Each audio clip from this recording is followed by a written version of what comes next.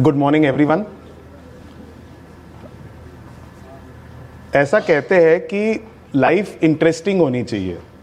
अच्छी या बुरी कोई जिंदगी नहीं होती, बट लाइफ इंटरेस्टिंग होनी चाहिए।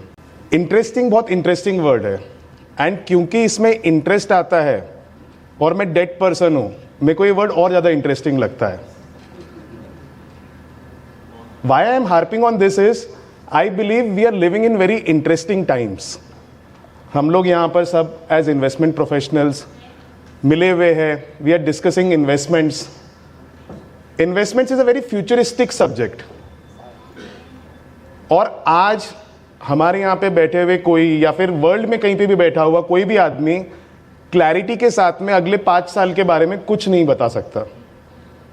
The world is facing geopolitical tensions, unprecedented things are happening. हमने कभी सोचा नहीं था वैसी वैसी चीजें हो रही है। फाइनेंस में कहते हैं black swan event, an event which nobody could foresee but when happens creates catastrophe. ठीक है, एक 1998 की स्टोरी सुनाऊंगा। फाइनेंस का जो सब्जेक्ट है उसके अंदर एक बहुत कॉम्प्लिकेटेड पर्टिकुलर पार्ट है जिसको बोलते हैं ऑप्शन प्राइसिंग। कई सारे लोग इकोनॉमिस्ट उस पीरियड में कोशिश कर रहे थे कि ऑप्शंस को किस तरीके से हमने प्राइस करना चाहिए। तो 3 जीनियस निकले। आई डोंट नो वेदर आपने सुना है कि नहीं। Black Scholes Merton, Black and Scholes करके एक मॉडल है ऑप्शन प्राइसिंग का, वेरी कॉम्प्लिकेटेड मॉडल। बेसिकली भाई लोगों ने रॉकेट साइंस ऑप्शन प्राइसिंग में लगाया, बिकॉज कंटिन्यूअस कंपाउंडिंग का उनको सोल्यूशन चाहिए था। तो उन्होंने रॉकेट साइंस निकाल के ऑप्शंस को कैसे प्राइस करना चाहिए ये फॉर्मूला निकाला, और इसके लिए उनको नोबेल प्राइज भी मिला। फिर इन लोगों ने एक फंड बनाया, और वो फंड का नाम था लॉन्ग टर्म कैपिटल मैनेजमेंट। और 1998 में एक ब्लैक स्वैन इवेंट हुआ। रशिया ने अपने सोवरेन डेट के ऊपर डिफॉल्ट किया। किसी को लगा नहीं था कि रशिया अपने सोवरेन डेट के ऊपर डिफॉल्ट करेगा। उस समय लॉन्ग टर्म कैपिटल मैनेजमेंट के अंदर एसेट अंडर मैनेजमेंट वर मोर देन $1 ट्रिलियन। 1998 फेड्स, सब बैंक्स मिल गई ये जो भसड़ मची है ये साफ करने में, और जैसे तैसे मैनेज किया उस पीरियड में कोलैप्स को। क्या आज हम लोग यहां पर खड़े होके गारंटी के साथ बोल सकते हैं कि यूएस अपने सोवरेन डेट पे कभी डिफॉल्ट नहीं करेगा? और अगर करेगा तो कौन इमेजिन कर सकता है? उस समय वो नोबेल प्राइज विनर्स, जीनियस भी नहीं अपने मॉडल में कैप्चर कर पाए। आपको लगता है कि कोई और कैप्चर कर पाएगा कि इसका इफेक्ट क्या होगा? और कोई ये बोल सकता है, क्योंकि अनसस्टेनेबल डेट इंडिविजुअल का हो, बिजनेस का हो या नेशन का हो, नहीं सर्वाइव करता। मतलब वो रूल्स ऑफ फिजिक्स के जैसा है। तो we are living in such interesting times, and इसमें हम लोगों को इन्वेस्टमेंट्स सोचनी है, फ्यूचर के बारे में सोचना है, प्लानिंग करनी है और एडवाइस करनी है। तो इस बैकड्रॉप में मैं चालू करूंगा कि yes we are living in very interesting times. तो अगर हम लोग आज वर्ल्ड की स्टेज पे देखेंगे तो इंडिया काफ़ी तेज़ी से आगे बढ़ रहा है। शायद बहुत जल्दी 3rd बिगेस्ट इकोनॉमी बन जाएगा। और मैं जहां भी जाता हूं मेरे को थोड़ा स्केप्टिसिज्म लगता है। As Indians we love to doubt ourselves. तो इसीलिए मैं ये फैक्ट रिमाइंड कराना चाहूंगा कि अगर आप ह्यूमन हिस्ट्री निकाले तो मैक्सिमम पीरियड तक India was the biggest economy. आप ह्यूमन हिस्ट्री का पूरा पीरियड निकालिए। हम लोग से 50 साल से इस प्लैनेट पे नहीं आए हैं, हम लोग 5000-7000 साल से तो एटलीस्ट है। Maximum period of human existence, India has been the biggest economy in the world. It was only after 1700s, जब से ब्रिटिशर्स आए उसके बाद से ऐसा हुआ है कि हम लोग नंबर 1 इकोनॉमी से नीचे आए हैं। तो जब हम लोग डाउट करते हैं अपने आप पर और सोचते हैं कि हम लोग 3 तक पहुंच गए, 1 तक नहीं पहुंच पाएंगे, बहुत बेसिक इक्विलिब्रियम है। आप अगर देखेंगे तो 1/6 ऑफ वर्ल्ड लिव्स हियर। हर 6 में से 1 आदमी यहां पर रहता है, और हम लोग बहुत टैलेंटेड है। तो it is just a matter of time that we will become number 1 economy. As Prachay group हमको ऐसा लगता है कि इंडिया के अंदर कुछ लोगों के पास में पैसा है और कुछ लोगों के पास में पैसे की ज़रूरत है, अपॉर्चुनिटीज़ है, बट उनके बीच में का जो मूवमेंट होना चाहिए पैसे का वो बराबर नहीं है, एंड वहाँ पर हम लोग गैप फिल करते हैं। प्रचय ग्रुप एक कंप्लीट डेट इकोसिस्टम है। हमारी जर्नी 2010 से चालू हुई थी। हमारे ग्रुप के अंदर एक RBI रजिस्टर्ड NBFC है which is listed on Bombay Stock Exchange in the debt segment. We have a SEBI registered CAT2 AIF which is essentially a debt AIF. We have SEBI registered debt broking license, and we've recently launched our online bond platform by the name of BondSmart. अभी corporate bonds. Again, it's very interesting कि मुझे 2026 में India में corporate bonds as a concept explain करना पड़ रहा है। मैं ऐसा क्यों बोलता हूं? क्योंकि कंपनी लॉ में दो बेसिक इंस्ट्रूमेंट है, डिबेंचर और इक्विटी। इक्विटी के बारे में सबको पता है, डिबेंचर के बारे में किसी को नहीं पता है। ऐसा क्यों होता है? मतलब ये लोग भाई लोग हैं, पर एक के साथ में हम लोग सौतेला व्यवहार करते हैं। अगेन मतलब वेरी इंटरेस्टिंग कि इतने सालों के बाद में भी ये मार्केट क्यों नहीं डेवलप हो पाया, क्योंकि पैसे की जरूरत आपको दोनों तरफ से लगती है।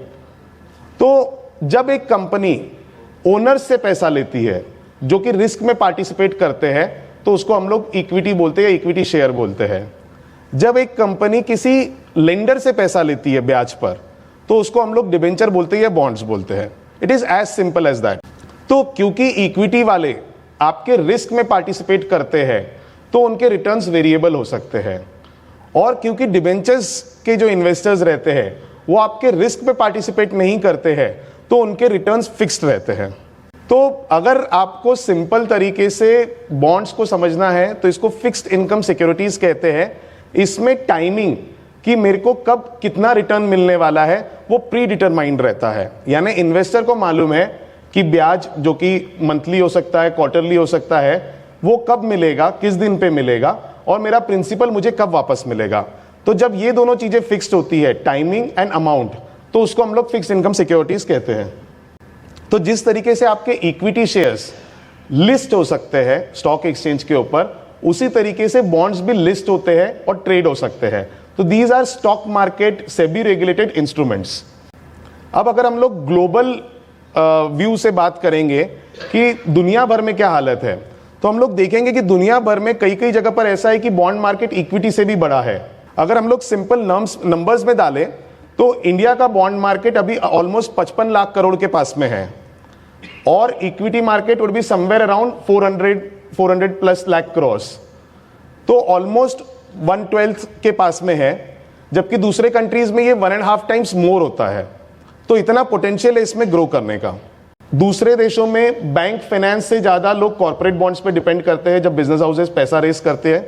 अगर आप देखेंगे कि दूसरे देशों में जीडीपी का परसेंटेज बॉन्ड मार्केट का काफी ज्यादा है, तो इसका मतलब है कि इंडिया में अभी बहुत पोटेंशियल बचा हुआ है। क्रिसिल कहता है कि ये मार्केट अभी जो 55 लाख करोड़ का है, ये एटलीस्ट 110 लाख करोड़ तक होना चाहिए अगले 5 सालों में। अभी एग्जिस्टिंग पोजीशन पे आएंगे कि एग्जिस्टिंग पोजीशन क्या है इंडियन कॉर्पोरेट बॉन्ड मार्केट की। तो अगर हम देखेंगे कि 97% इश्यूज जो होते हैं वो AA और AAA रेटेड कंपनीज के होते हैं।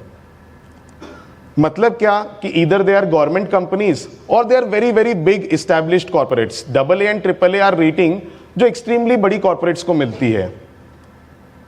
जब इतने बड़े लोग मार्केट में आएंगे तो वो लोग जो आपको इंटरेस्ट देंगे, जो ब्याज देंगे, वो बहुत ज्यादा नहीं होगा। तो टिपिकली इनका जो ब्याज रहता है ये सिंगल डिजिट में रहता है। FD से समझ लीजिए 1-1.5% के गैप में रहेगा। अब आप अगर इसके ऊपर नॉर्मल टैक्सेशन लगाए और इन्फ्लेशन लगाए तो शायद आपको पॉजिटिव रिटर्न भी नहीं मिलेगा। इसीलिए बॉन्ड्स ट्रेडिशनली इंडिया में पार्किंग ऑफ मनी के लिए यूज किया जाता है, और इसी वजह से उस इंस्ट्रूमेंट के अगेंस्ट हमारा माइंडसेट बन गया है कि AA AAA है, रिटर्न नहीं है, हम सिर्फ पैसा पार्क कर रहे हैं। बट इसकी वजह से क्या हो गया है कि जो छोटी कंपनीज है, बिलो A वाली जो कंपनीज है, वो एक्सेस नहीं कर पा रही है बॉन्ड मार्केट की। As Prachay group, as BondSmart, हम इन अंडररेटेड कंपनीज का रिप्रेजेंटेशन उनको एक्सेस डेट कैपिटल मार्केट का देना चाहते हैं।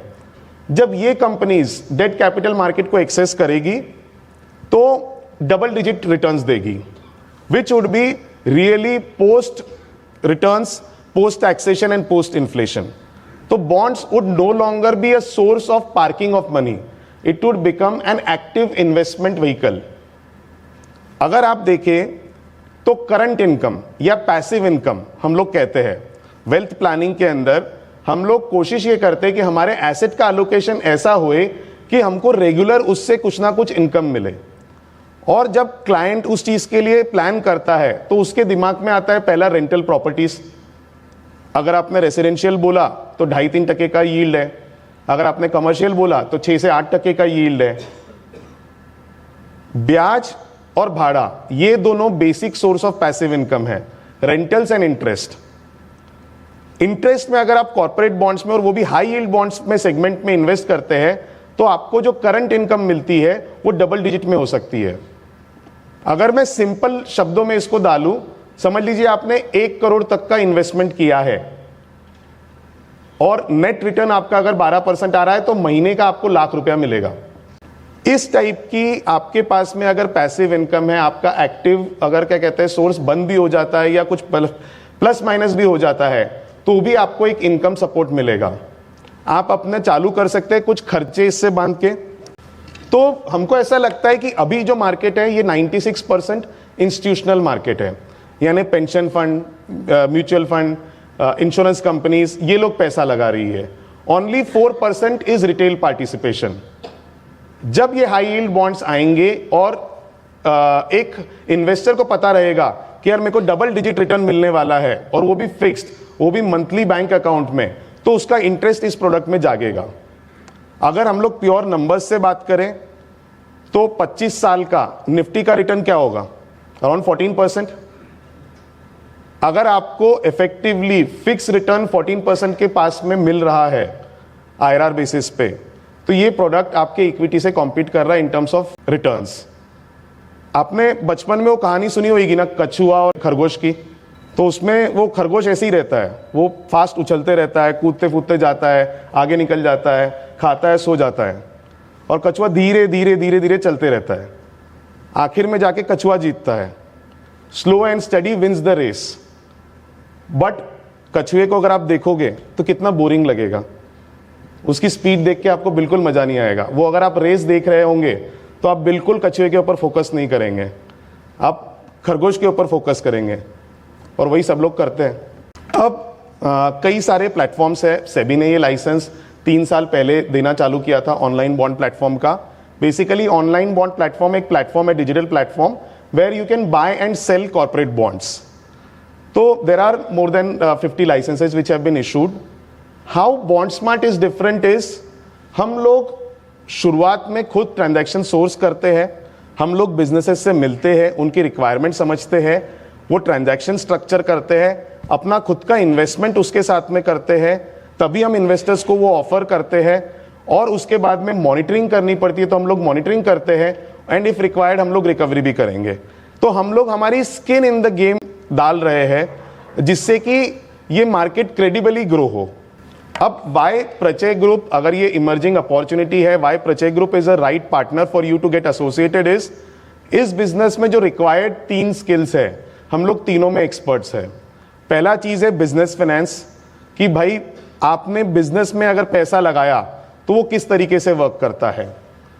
दूसरा है corporate lending, we are essentially bankers, business bankers, we have been in this industry for 15 years, transaction experience of more than 10,000 crores with incredibly high success ratio, and we have got the capital market expertise।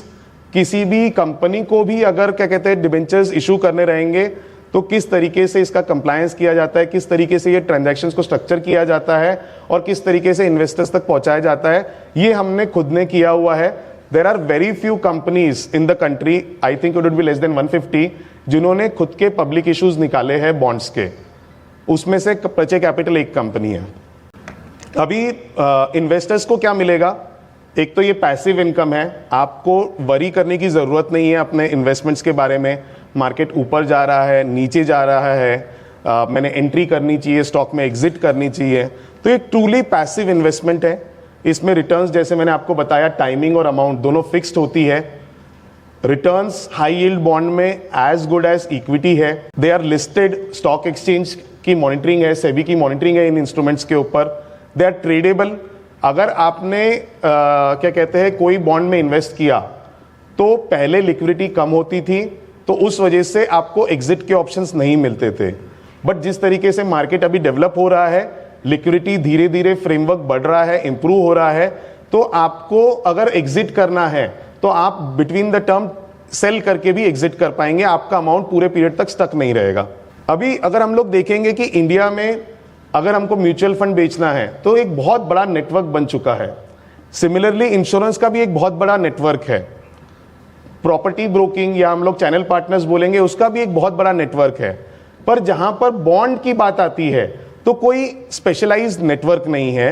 Bond smart ये fixed income network बनाने की कोशिश कर रहा है। अगर आप हमारे साथ में जुड़ते हैं तो सबसे पहले हम ये पूरे सब्जेक्ट को सिंप्लीफाई करने की कोशिश करेंगे, आपको समझाने की कोशिश करेंगे जिस तरीके से आप आगे जाके बात कर सके। हम लोग आपको इक्विप करेंगे, रेगुलर वेबिनार्स लिए जाएंगे एजुकेट करने के लिए कि क्या बॉन्ड है, इशूअर कौन है, रिटर्न्स क्या है। हम लोग आपको क्रिएटेड मार्केटिंग कोलैटरल देंगे जो आप डायरेक्टली यूज कर सकते हैं ताकि कोई मिस सेलिंग नहीं होए। रिसर्च नोट्स देंगे, अगर आपके क्लाइंट्स कुछ उसके बारे में, इशूअर के बारे में या इशू के बारे में कुछ पूछते हैं तो उसके बारे में हम आपको रिसर्च नोट्स देंगे।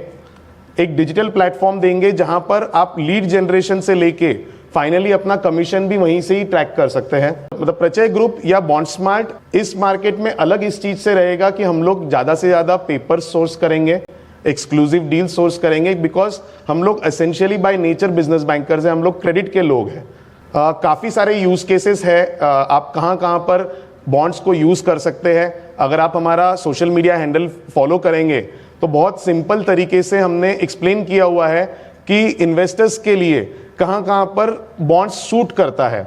जैसे हम लोग देखेंगे कि यार महीने का हमारा जो घर का खर्चा रहता है वो क्यों हमारी कमाई से आना चाहिए, वो हमारी पैसिव इनकम से आना चाहिए। उसी तरीके से हम लोग कोई अच्छा कॉज भी कर सकते हैं कि भाई आपने एक बार इन्वेस्टमेंट किया और किसी इकोनॉमिकली वीकर बच्चे के लिए एजुकेशन का पैसा आपने स्पॉन्सर कर डाला, तो इसकी यूटिलिटी बॉन्ड्स की काफी सारी है।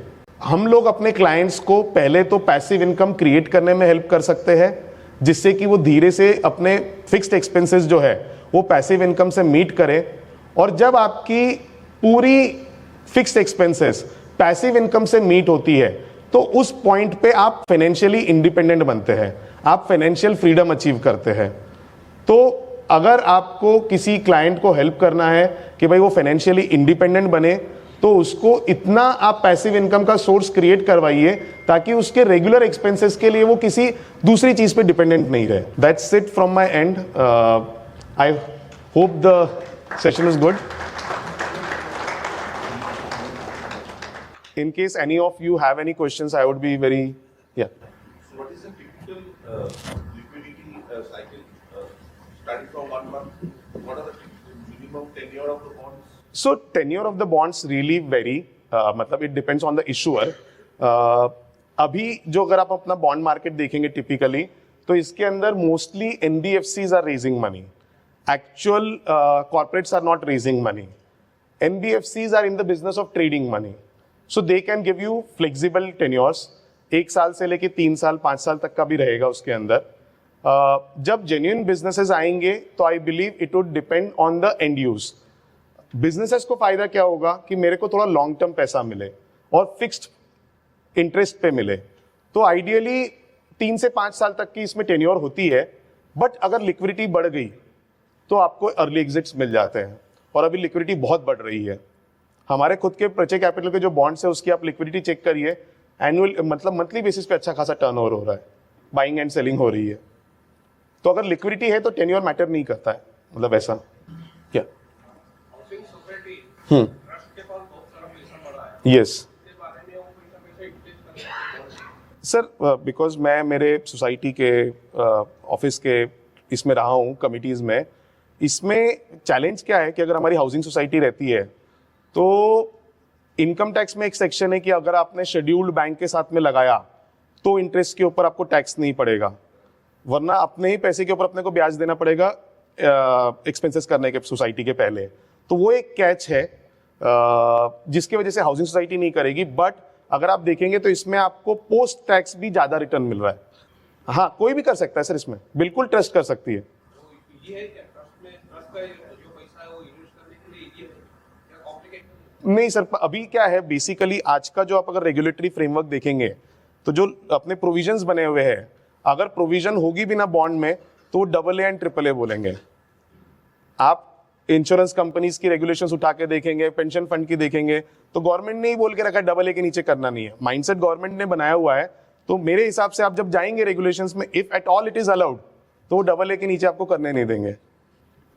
But private trust, private housing societies, they can take a call, because आप समझिए कि आपको भले ही समझ लीजिए FD के ऊपर कितना % मिल रहा होगा, 7 तक का मैक्सिमम मिल रहा होगा। आप उसमें से पोस्ट टैक्स निकाल दीजिए, ये अगर आपको टैक्स नहीं पड़ा तो 7 है, अगर आपने 13 पे लगाया तो पोस्ट टैक्स भी आपको 9 पड़ता है, तो फिर भी आपको ज्यादा रिटर्न मिलेगा in spite of the tax difference and all. Sir, आपने बताया आपके प्रेजेंटेशन में that equity investors take risk, so that's why they are also rewarded higher. यहाँ पे fixed income there is no loss, but in case of fixed income we've seen in the past 7-8 years, in case of any eventuality, the entire money gets wiped out. We've seen in DHFL, IL&FS, Anil Ambani Group companies. These are the prominent names. Yeah. There are even very smaller names which have defaulted. So in that case, there is a big risk that investor carries. What do you have to say on that? And number two, when I was going through your literature, I also saw that your rating is BBB minus. So why is that so? Yeah, I'll answer both of your questions. Your first thing is default. Okay. अभी मेरे को ऐसा लगता है कि general as a society हम लोग date को थोड़ा ज्यादा सीवियरली लेते हैं। जैसे अगर आप बॉन्ड्स की डिफॉल्ट की मेरे को नाम की लिस्ट भी गिनाना चालू करेंगे तो आप 3, 4, 5 के बाद में रुक जाएंगे। जबकि कितने इक्विटी शेयर्स में पैसा जीरो हुआ है, अगर हम लोग वो निकाले तो शायद इस लिस्ट से ज्यादा रहेगा। मैं पर उसके लिए आपको वो नहीं कर रहा हूं। डेट ना ब्याज पे पैसा देने के जैसा है। जो भी आपने इंस्टीट्यूशंस बताई है वो इंस्टीट्यूशंस में देयर वर ऑब्वियस साइंस कि डेट डिफॉल्ट होगा करके। हम लोग हमारे इसमें जो चेंजेस कर रहे हैं कि हम लोग जब चाहते हैं कि अंडररेटेड कंपनीज मार्केट में आए और उनको पैसा मिले, तो हम लोग हमारी स्किन इन द गेम लगा रहे हैं। मतलब क्या है कि अगर आप बॉन्ड स्मार्ट के थ्रू इन्वेस्ट कर रहे हैं तो हम लोग आपके साथ में को इन्वेस्टेड है, हम लोग डेट को मॉनिटर कर रहे हैं एज अ बैंक, और हम लोग उसकी रिकवरी में भी पार्टिसिपेट करेंगे और आपका पैसा लेके आएंगे। तो जो ट्रेडिशनल माइंडसेट है कि डेट के रिटर्न्स बाइनरी होंगे 0 या 1, मैं आपको ऑनेस्टली बताता हूं, अगर आपके पास में सिक्योरिटी है तो डेट के रिटर्न्स डिफॉल्ट के बाद बढ़ते हैं। प्रैक्टिकली ये सिचुएशन होता है। आपने बैंक से अगर लोन लिया रहेगा और आपने EMI डिफॉल्ट की तो आपको पीनल देना पड़ता है। प्रॉब्लम उसकी नहीं है, प्रॉब्लम रिकवरी की है। अगर कोई प्रॉपरली मॉनिटर कर रहा है तो ये बैंक लोन जैसा ही बिजनेस है, एज सिंपल एज दैट। तो हम लोग हमारी स्किन इन द गेम डाल रहे हैं। जब आप हमारे प्लेटफॉर्म से हमारी अंडर रिटर्न डील्स देंगे तो आप इतना इंश्योर कर सकते हैं कि भाई अगर ये लोग देख रहे थे, इन्होंने खुद का पैसा लगाया फिर भी डूबा, तो बिजनेस की रिस्क है। देखिए, आप रिस्क ले रहे हैं तभी आपको हाई यील्ड बॉन्ड्स में एक्स्ट्रा रिटर्न मिल रहे हैं। आप ये सोचिए कि मेरे को रिस्क भी नहीं चाहिए और रिटर्न भी हाई चाहिए, तो that is unrealistic expectation. And when you say आप अंडरराइट करोगे बॉन्ड, जब आप खरीदोगे मार्केट से कोई और कंपनी का, आपका ही सिर्फ बॉन्ड है? नहीं, जैसे समझ लीजिए आप XYZ लिस्टेड कंपनी है and you want to issue 50 crore worth of bonds. जब हम लोग ये डील स्टडी करेंगे एज ए लेंडर, तो मैं आपको कितना, आप पैसा कहाँ यूज कर रहे हैं, पैसा मेरा कैसे वापस आएगा, आप मेरे को सिक्योरिटी क्या देंगे, ये ट्रांजैक्शन स्ट्रक्चर करूंगा।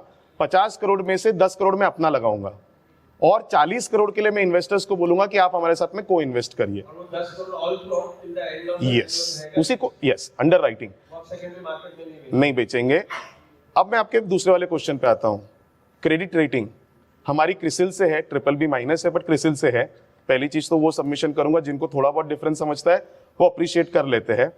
तो BBB- का मतलब है कि शायद दूसरी रेटिंग एजेंसी के पास में जाएंगे तो हम लोग शायद 1-2 नॉच ऊपर रहेंगे। क्रेडिट रेटिंग से मेरा प्रॉब्लम क्या है कि वो 3 अक्षर, वो 2 या 3 अक्षर एक कंपनी की फ्यूचर लिखते हैं। मैंने इतना स्ट्रगल किया हुआ है, अगर आपका एक पर्टिकुलर स्केल नहीं है तो आपको बड़ी रेटिंग नहीं मिलेगी। आपका बिजनेस कितना भी प्रॉफिटेबल है, कितना भी अच्छा है, बट आपका एक स्केल नहीं पहुंचता है, तब तक आपको रेटिंग नहीं मिलती है। पर स्केल पे पहुंचने के लिए पैसा लगता है और पैसे के लिए रेटिंग लगती है। तो एक विशियस सर्कल है जिसको कोई ब्रेक नहीं कर पाता है। आज मेरे को बताइए, तीनों रेटिंग एजेंसीज के पेरेंट्स यूएस में हैं एंड यूएस के डेट को वो लोग AA बोल रहे हैं। मैं ऑनेस्टली किसी भी इकोनॉमिस्ट से पूछूंगा कि probability of US debt default कितना है, क्या वो रेटिंग जस्टिफाइड है। तो ये पूरा जो रेटिंग का माइंडसेट बना के रखा हुआ है जिससे पूरा फाइनेंस वर्ल्ड गवर्न होता है, हम लोग उसी को चैलेंज कर रहे हैं। इन द सेंस हम बोल रहे हैं कि भाई अंडर क्रेडिट रेटिंग नहीं होगी, अंडर राइटिंग होगी। कौन किस रेटिंग के, किस कंपनी के बारे में क्या बोल रहा है वो बात इंपॉर्टेंट नहीं है, कौन उसके साथ हमारे साथ पैसा लगा रहा है। आज प्रचय कैपिटल है, I would want tomorrow SBI brings out such issue, would you not be more comfortable when SBI brings out such issue? छोटी कंपनियों को क्या बैंकें पैसा नहीं देती? क्या हर पैसा जो AA के नीचे गया हुआ है, हर पैसा डिफॉल्ट हुआ है? आप देखेंगे तो 5-10% भी कंपनीज नहीं रहेगी जिनकी AA और AAA रेटिंग रहेगी। क्या बाकी पूरी कंपनी डिफॉल्टर्स है? ऐसा नहीं है। एंड डेट को थोड़ा सा हार्श ट्रीटमेंट मिलता है। आप नंबर ऑफ फेलियर्स डेट और इक्विटी के कंपेयर करिए ना। एक क्यों, मतलब ठीक है चलो उसने फिक्स रिटर्न बोला था पर रिस्क तो है, नहीं तो आपको रिस्क फ्री पैसा चाहिए तो आप ट्रेजरी में लगाइए गवर्नमेंट के। 7% से जितना ऊपर जाएंगे उतनी रिस्क है, बट रिस्क रिटर्न्स क्यों भी है। कंपनियों को एक्सेस नहीं है। मैं आपको एज ए एनबीएफसी बोलता हूं, ILFS होने के बाद में कोई बैंक AA के नीचे पैसा नहीं देती है, तो छोटी एनबीएफसी को बैंकों के दरवाजे बंद है।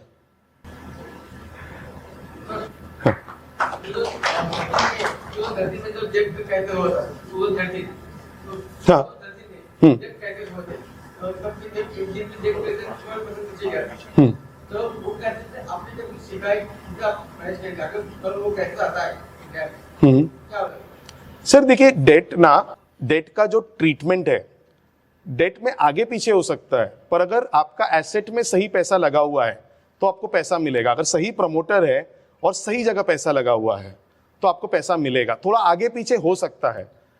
अपने यहाँ पर क्या है, ₹1 1 day default is considered as a default, but real life में थोड़ा बहुत आगे पीछे हो सकता है। अगर कोई वर्स्ट केस सिनारियो हो गया कि इकोनॉमिक कोलैप्स भी आ गया, वो बिजनेस अगर अप एंड रनिंग है तो आपका पैसा देर से आएगा। मैं ये उल्टा पूछूंगा कि अगर ऐसा कोई ब्लैक स्वाइन इवेंट हो गया तो दूसरे मार्केट्स का क्या हाल होएगा, आप इमेजिन भी नहीं कर सकते। उसके हिसाब से रिलेटिवली आई वुड से कि इन द कमिंग टाइम्स थोड़ा सा allocation would be healthier for the portfolio considering the market, कि शॉक थोड़ा कम लगेगा। एंड आपको अश्योर्ड है कि यार मेरे को 13% का रिटर्न, अगर एसेट अच्छा है, कंपनी अच्छी है, शायद 3-4-6 महीने का गैप भी हो जाए पर पैसा आएगा। चलिए, तो इतने सवालों को आप शामिल कर पाएंगे। Thank you.